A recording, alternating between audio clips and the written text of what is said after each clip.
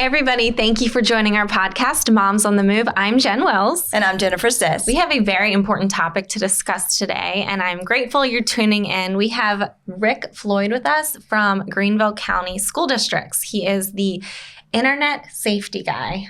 So thank you for coming. Thank you. We've already been talking about all the things before the podcast started. And I know this is a topic that all the parents, I know all my friends and I have talked about it, but just, you know, the internet is this overwhelming platform. Yes. It's completely overwhelming and there's such a lack of control.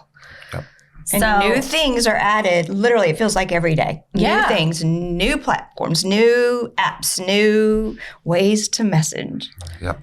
Kids are getting way smarter than their parents. And, you know, we had asked, I texted my friends, I said, what do you want me to ask, you know, this guy? And the biggest response I had was, are the kids now ahead of their parents?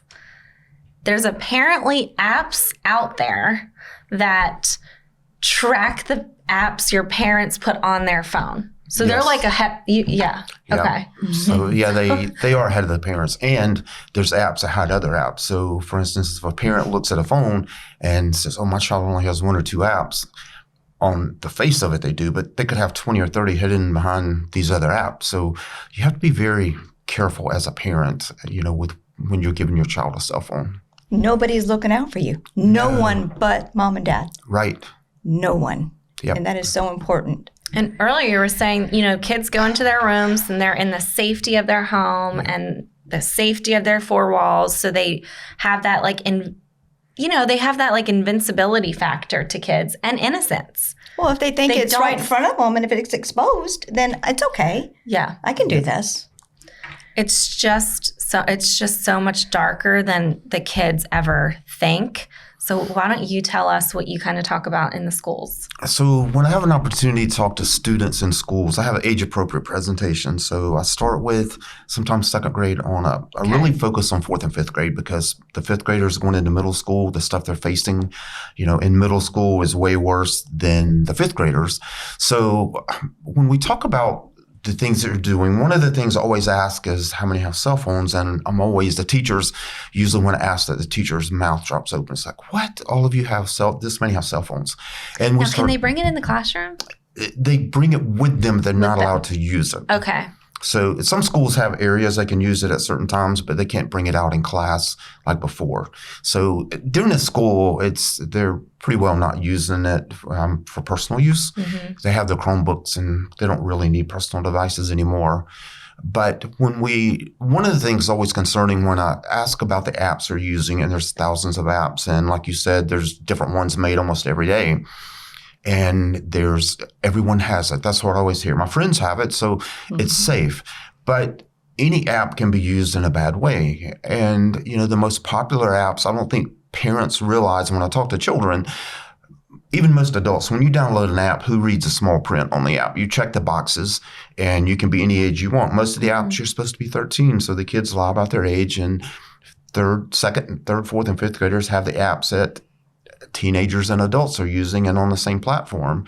So that's what we have to be careful, because they're communicating with people, sometimes total strangers. And that's another question I ask. You know, on your app, when you've posted something, for instance, like TikTok, how many people, and I'm shocked how many third, fourth, and fifth graders have TikTok. So when they post a video, I say, how many of you have ever had a comment made by a total stranger? And everybody has TikTok, raises your hand. And then more focused on the guys that play gaming consoles, how many has ever played a game with a total stranger? And all the hands go up. That's part of the internet.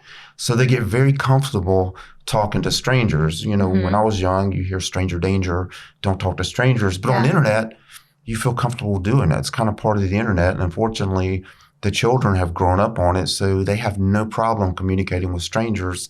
And you have no idea who those people are. Right. So prior to you doing, these presentations, becoming the internet safety guy, you were in law enforcement. I was. I worked with the Greenville City Police Department, and I worked on the Attorney General's Task Force, Internet Crimes Against Children, and I worked on U.S. Customs Task Force. So on U.S. Customs side, we worked child pornography cases, and on the state side, we did criminal solicitation of children. I would go online every day, pretend to be 11, 12, and 13-year-old male and female.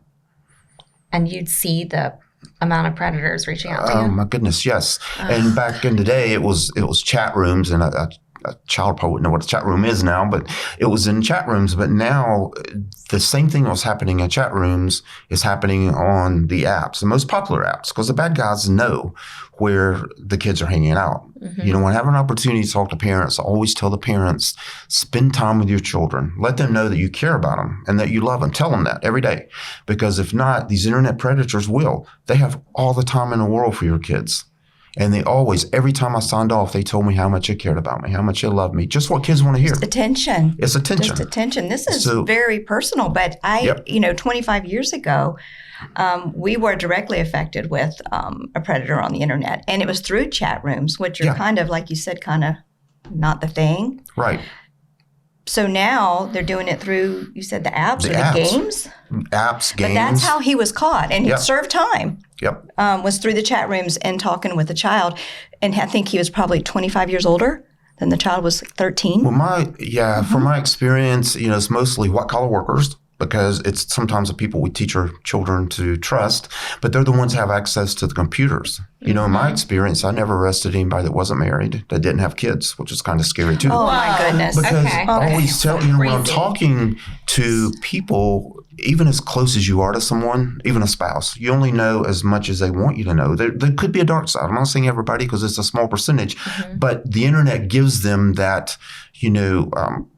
they can go on and if they want to talk to children, or if they have other, anything that they want to believe, there's somebody else out there that's going to support it, and it makes them feel okay to do that. But we're putting our children, as a parent, you're handing them a cell phone, and it's the right age is up to the parent. But when you give them a cell phone, what do you think the right age is? I always say wait to eighth grade. And I know sometimes you could give it earlier, but there's phones. It doesn't have to be a smartphone. It doesn't have to be a brand new Apple phone for your children. It could be a phone where they could only call mom and dad or grandparents. They can't just open it up to the world. Or even if it is an Apple phone, there's a lot of lockdowns you can do that they would have to come to you to download an app. They can't just randomly download an app, because as a parent, you're giving your child a device, expecting them to make a good decision, and their brains aren't developed until probably out of college, especially for guys. So you have to expect them to make mistakes, and you have to be able to work with them and work through that, because we've all made mistakes. Just now, it's documented potentially forever. Right. So we have to talk to our children and have an open dialogue with them, and let them know that, we know you're going to make mistakes. It may not be you that we don't trust, but it's the other people. This is why we're monitoring what we're doing. It's not because of you, it's because of them. But if the children know they're being monitored, they're less likely to do something on the internet, thinking mom and dad's going to catch them, sending an inappropriate image or talking to somebody they don't know. That doesn't mean they're not going to, but I've always found that if parents are involved with their children, the more they're involved, the less likely they are looking for somebody or looking for attention on the internet.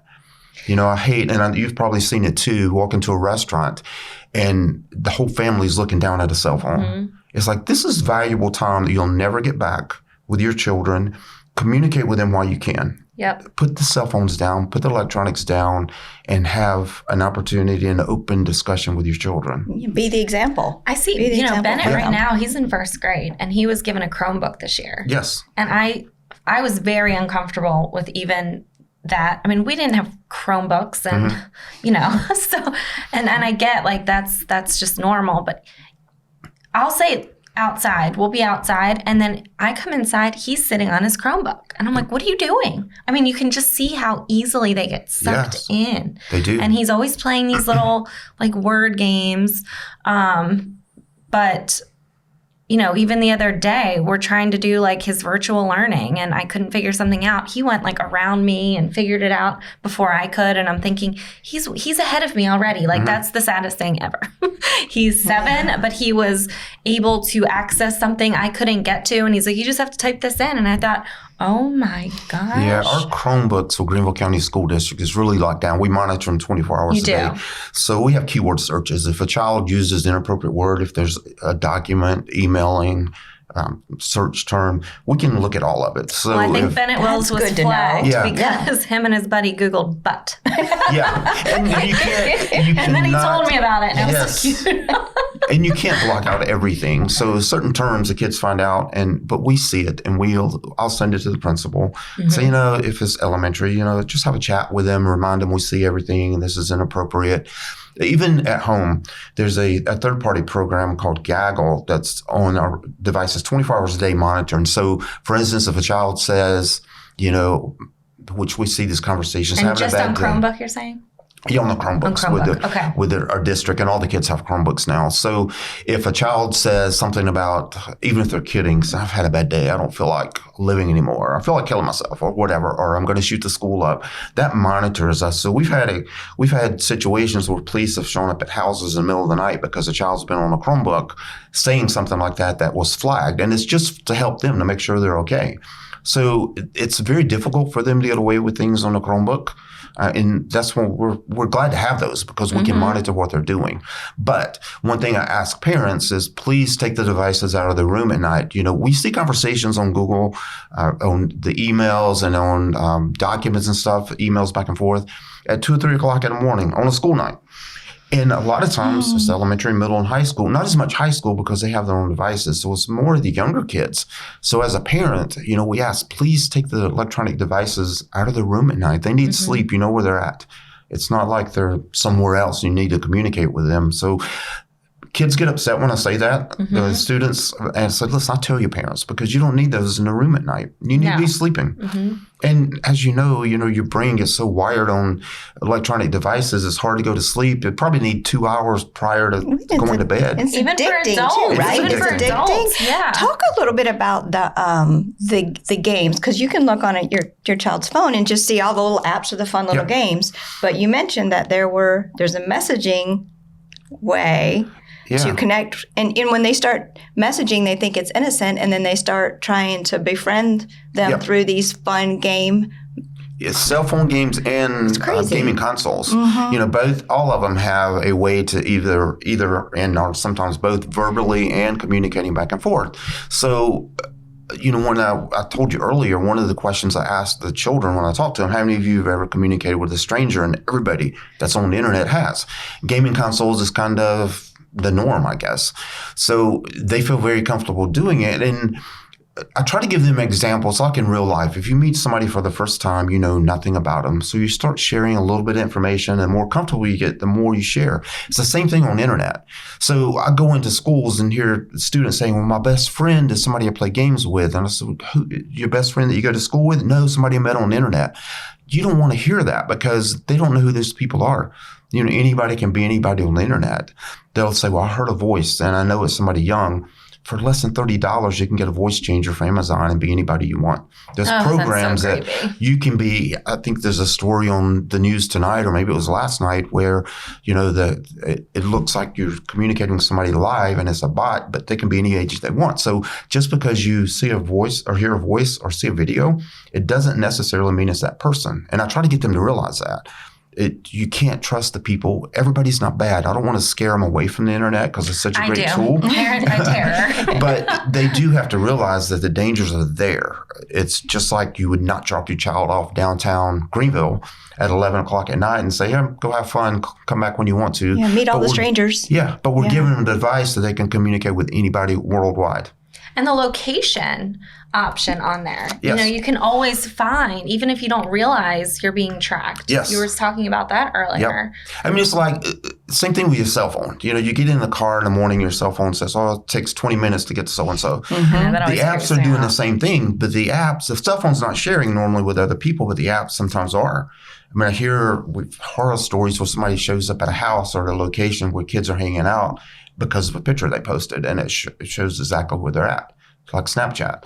But TikTok, all the main ones are capturing your geolocation wherever you're at. It's like losing your cell phone. You can find it because the geolocation. Mm-hmm. The apps are the same way. There's been many times when just for experiment trying to find out where somebody's at and telling the parents, your child is here and they're posting these videos and you can locate them exactly where they're at. Community pool or downtown. Stalkers, right? It's old school stalking you used to have to watch. Now you just have it right in your hand.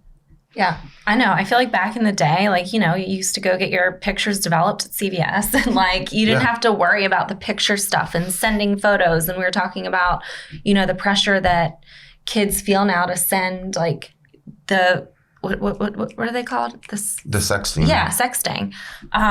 But then what is the blueprint forever? Because you cannot, is there an options to erase stuff on the internet or not really? I wish, but it's just like a text message.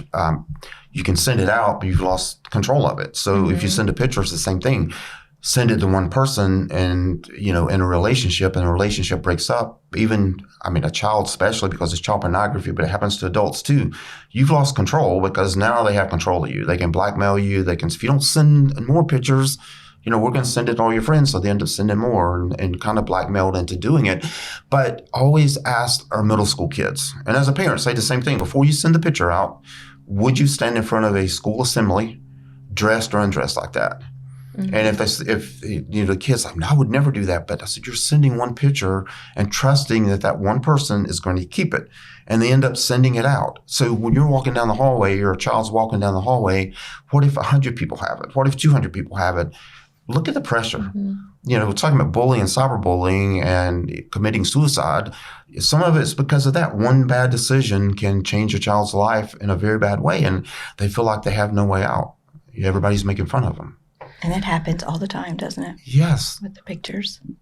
That's scary. What, obviously we've talked about kids being bullied, and what about kids that do the bullying? Are there consequences to these online pressures and, and? Yeah. So with the bullying and with the images being sent out, go back to that for a second. Anyone under 18, if you send an image out, you're sending out child pornography. Mm-hmm. If a child possesses in a phone, it's in a phone, they're possessing it. Even if it's child to child? Yeah, even if it's child to child, it's still child pornography. Okay. But as far as how's that turning into bullying, is that because, girls are the worst. I'm sorry, but girls are so mean to each other. Yeah. And if they see, even if they're doing the same thing and they find out somebody else did it, they're going to, really be on that girl or guy's case. You did that, spreading the word out. And then they feel like there's no way out. Like when I was younger, if I was being bullied, I had a safe zone. I could go home. But now these kids don't have a safe zone because it's 24 hours a day. Yeah. They can't walk away from it. So it's affecting them many, many different ways. I think in South Carolina a couple of years ago, an 11-year-old committed suicide. I can't imagine any age, even now, thinking about hurting myself. But these kids are feeling that much pressure at 11 years old. We didn't feel that in school. No. I never even thought about that, but it's because of social media and the pressure. Sometimes it's like, I didn't get enough likes, or somebody said something bad to them, and then it turns into cyberbullying. Maybe one or two people. Then it adds up. Well, and it's also with girls, and guys, but there's all the filters and everything where it's just these unrealistic expectations for these kids to look like. And, there's so many memes that go around. Back in my day, I used to look like this, and look at the kids now at 13. And you kind of laugh about it, but at the same time, it's sad. I feel like there's part of this innocence that's been taken from them, just with the way that things are now. And the natural order of things, how we used to do things. I have a client that when she broke up with her boyfriend, back when we broke up, you broke up. Yeah. You might see them at school. They had to walk by your house to kind of bother you. Yeah. Now, one of the biggest things that she dealt with was he kept finding ways to find her through the phone or through the apps, and she couldn't get away from him. And so the natural order of breakup and the learning that you go through, which is natural and needed to progress and to grow, was taken away from her because she couldn't get away from him, no matter what she did. Right. And of course, when that's happening, it causes anxiety. So she had anxiety. She was always afraid to look at her phone. Yep. I mean, that's a small thing, but it's huge. But it's huge to them, and they can't get away from it. It's not a criminal thing, but it's hurting our kids. It could be. It can lead up to being a criminal thing. Yeah, if they're stalking, or but she could not get away from this, and she was, I think it was 10th grade. We're hearing that over and over with middle and high school kids. They just can't get away from it. And to heal and to recover from the little breakup. Right. It turns ugly. And to be even beyond that is now if that person has a nude image, inappropriate image or video, what are they going to do with it? Revenge. They're going to send it out to everybody. And then that's more pressure. And they feel like they can't get away from it. Can you imagine walking into a school, in middle school when things are, you're trying to figure out yourself anyway, and people are making fun of you like, oh, I saw a new picture of you. You can't walk away from that. Even if you change schools, it doesn't matter because it's social media. And it's done. Yep. So if you were to give tips to parents, what are some apps that they should look for that hide? Well, they change every time. I know. That's what I was so scared you were going to say. Yeah, they do, because there used to be a couple of popular ones that when parents found out, they're gone now. So there's new ones coming on all the time. I mean, something as simple. There's a calculator app. It looks like a calculator that, and it works like one. If a parent picked it up and put numbers in it, it would work. But there's a 4-digit code. Oh my gosh. I learned from a second grader. I have it on my phone just because a second grader said, have you ever heard of this? And it's like, what? So now I could put, and that's what kids are doing, you could put any amount of images you want on there. And as a parent, if you didn't know the 4-letter or 4-digit code, it's just a calculator to you. Oh my gosh. And that's allowed, and that's okay. That drives me nuts. Yeah. That's insane. So as a parent, it's almost impossible. There's good ways. I've heard you on a podcast talk about the monitoring software you have on your phone. There's a lot of apps out there. I mean, I wouldn't say one is better than the other. And I tell parents, I don't want, somebody to say, well, Rick said this is the best one. So I will help parents navigate to several of them and, talk about the pros and cons of it. But there's a lot of them out there. Some you pay for, some not. But something is better than nothing. So what are kids? A few? Yeah, kids are going to get through the filters just like ours with the district. We spend millions of dollars, but there's ways to get around it. Nothing's 100% at all. Communicate with your kids. You have to communicate. You have to sit down with them, and they have to know how serious. And let them know. I tell when parents ask about phones, we talked about called dumb phones where you can put a couple in it, but an old Apple phone that you're getting ready to update, you could give your child that because, and I think you talked about it too, you can lock an Apple phone down where a child has to come to you to ask to download an app. That's what I recommend. Otherwise, you're giving them the ability because somebody may say, hey, have you ever checked this app out? And then they download it without the parent's consent or knowledge, and they can do whatever they want on it. So you have to be as involved as you can with your children, and don't be afraid to monitor them. They don't have rights. You're paying for those devices. They don't have rights until they move out and pay for it themselves. And don't be afraid to monitor what your children are doing because good kids make bad mistakes. And what if, you allow your child to make a mistake that could be something that, committed suicide or being bullied forever because you as a parent allowed them to do that and not willingly allow them to, but you're giving those devices that's allowing them to make mistakes. When you were saying earlier that you had a presentation one time and how many parents showed up? Well, the last one, one parent. One parent. And normally it's 10 or 15 unless I'm at a private school, where parents are more involved, unfortunately, or maybe a church or a community group. But if it's schools, parents, it's not important until it is. Yeah. They put their head in the sand, don't they? Until it's too late or something happens. A lot of parents just think they wouldn't do that. Right. And never say never. I watch, or they think they watch. Yeah, they think, but never say never. That calculator app freaks me out. And I'll show it to you afterwards. Yeah. But it's something that as a parent, if you opened your child's phone, you would think, oh, it's a calculator. He's just playing. And it looks so close to the one that comes on the phones anyway. He's just really thriving in math. He just loves numbers. Really loves. Yeah. Oh my gosh. I think we need a part 2, don't you? I know. This is a lot. It is a lot. And I know we're going to have questions too. Yeah. Yeah. Is there anything else like that you feel like you want to, say real quick? That there's so much we could talk about. Like you said, maybe part 2, because we've not talked about that much on internet predators as much as it's affecting kids. But just as a parent, you just have to be involved with your children. That's the biggest thing. Be involved.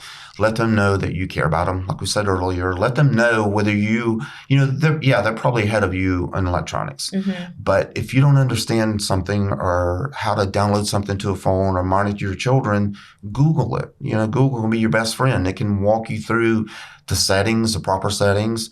One thing I'll tell parents when they request, as a school district, shut the Chromebooks off at night. As a parent, you can shut them off at night. Your wireless router at home, you can set that so that device only will shut down at 7 o'clock or 8 o'clock, whatever, just like the phone you talked about. And let it come back on the next morning, 7 o'clock or 6 o'clock. They don't need to have access at midnight at night or 2 Nothing o'clock. good happens then, right? Nothing good happens at those hours. Yeah. Even back when, let alone with the internet. Right. Yeah. But your wireless router can be your best friend at home because you can shut down gaming consoles. The phones you can do with the apps that you were talking about before, where you can shut a phone down. But the wireless router, which we all have now, and if you don't know how to do it, the person that you bought it from or the person you rented it from can remote in or instruct you how to set. Really? Yeah, how to set the proper settings on it. It's not that difficult to do. Okay. But as a parent, you just have to, is it going to make your children mad at you? Yeah, it is. But you have to be a best parent, not a best friend sometimes, and step up and do that. That's great. Honestly, that's really good advice. I didn't even know that you could do that. I feel like I know nothing. Bennett would probably teach me. Well, that's why we do what we do, right? I know. We find out. I know. You'll have to come back. We'll have to talk more about, this. But, I feel like, everyone was looking for this, magical app to install on their phone. And unfortunately, that's not going to happen. That's just not changing. Children, if I could create an app to prevent cyberbullying, first of all, I'd be rich. But I'll do it because I care about our kids. But we as an adult, we can't stop cyberbullying within the school district. The kids have more power than we do. They have to decide one person at a time sometimes can change the environment in a class. Don't participate just because everybody else is doing it. Everybody wants to be part of the popular group, but sometimes that popular group can get you in trouble. So I asked for their help. I said, each and every one of you guys can help us because you can stop cyberbullying one person at a time. Yeah. But as a parent, we have to be an example too sometimes because the news, people's being mean to each other. On the internet, people's being mean to each other, and the kids see that. It's is there any real need for kids to even have internet access on the phone? That's totally up to the parent, but you have to make that decision because once you give it to them, you've opened up that box. Kind of it's like one of those. Can you get it back? I mean, you can go back, but it'd be a lot harder to go back than. But the problem with that too, just like with anything else, a misspelled word sometimes gets them to a site that is inappropriate, and sometimes curiosity gets the best of them. So they're looking up more and looking up more. So there's more children now. Some of the conversations in the websites that we see kids, hey, check this website out, porn sites. It's like at a much younger age. It's like, when we were younger, it wasn't a fingertip away. You had to actually look for it. But now, just a click of a button and you can get anything you want.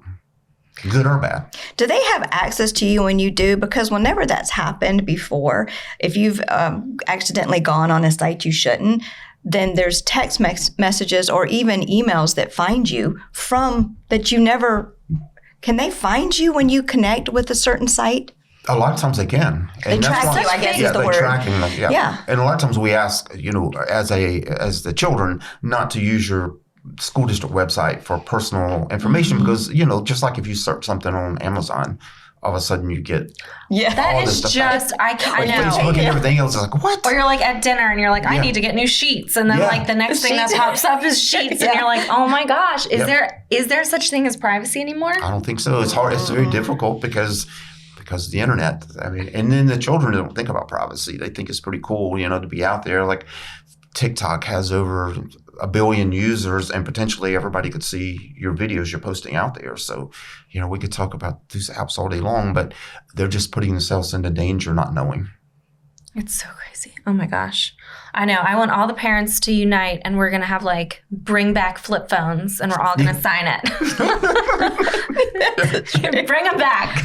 Well, I had a lot of people ask me, I'm sorry, about when you said the time to give them a phone. when I have parents ask me that, I just tell them when they don't have access to an adult. So if they're doing the after school stuff, or they're in between, or they're waiting on you with no one around, or there's no adults. That's when I was telling them. But 8th grade sounds like a really good, because that's about when it happens. They start sports. It is. I mean, even 6th and 7th grade, you wouldn't have to give them a smartphone and open up to the world, because it's kind of you see it all the time. But when I see kids at restaurants or standing out in, wherever outside when they should be communicating verbally with people, they're all looking down at their phone, and they're losing the ability to have eye contact with people, to talk to people. And I think, teachers, and even in colleges, they say, our kids can't even look at you in the face because they don't know how to have a conversation and use real words, because they're so used to texting. And it's sad that we're losing that generation potentially because of that. We talk about all the time, like real quick before we wrap it up, just how, unhealthy social media, even for adults, can be. Yes. And, kids are just so much more prone to feeling, that it's that awkward years, and it's like, don't post. You're not cute when you're 13. You're awkward. It becomes public and permanent information. Right. And that's the thing. You can't take it back. Once it's out there, it's out there. And potentially for the rest of your life, it could affect your jobs later on. It could affect employment. It could affect the getting into a college, universities. We hear stories all the time where people lose a full scholarship because of something they did on the internet, because the school's not going to give you a scholarship or allow you to come to it sometimes, because you could embarrass the school if somebody else finds that. And some of the schools are sharing with other schools too on the athletic side. So it's like, please, think before you post. That's all we say. Think before you post. There's always consequences. Yeah. Yep. Yeah. Well, thank you so much for Thank you. coming. Appreciate it. Do you have a website people can find you? I do have Facebook, Internet Safety Guy. I left the paper has got a link to my website. And you can go there. I've made the Facebook page because it's easy for people to reach me, my personal device. I'm not at work all the time. So I have my personal contact information there, and feel free to contact me. I get calls weekends, nights. My goal is to help a parent through a difficult situation. I can probably lead you in the right direction.